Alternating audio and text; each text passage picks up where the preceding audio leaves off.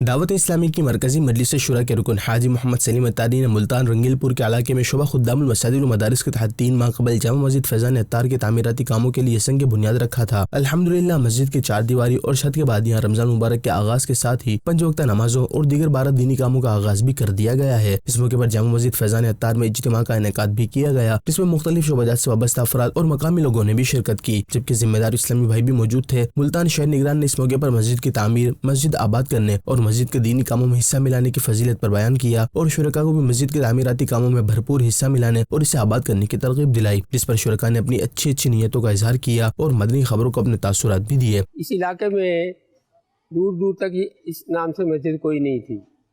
یہ مسجد بننے سے ہم دلی طور پر بہت خوش ہیں اور دعا کرتے ہیں کہ اللہ تعالیٰ اس مسجد کو آباد اور قائم کرے۔ کہ دعوت اسلامی کا جتنا شکر ادا کریں کہ اس تھوڑے سے کم عرصے کے اندر مسجد آباد ہو گئی اور اس کے افتتاح ہو گئے، اور الحمدللہ آج ہم خوش ہیں کہ اللہ تعالیٰ ہمارے بچوں کو یہاں پہ پڑھنے کی ذرا آسانی ہوگی۔ اس حوالے سے ملتان شہر نگران اور دیگر ذمہ داران نے مدنی خبروں کو بتایا۔ 3 ماہ پہلے اس مسجد کا سنگ بنیاد رکھا گیا، فیضان اتار رکن شورا قاری سلیم صاحب نے اس کا سنگ بنیاد رکھا، اور آج الحمدللہ یہاں پر نمازوں کا باقاعدہ آغاز ہو گیا۔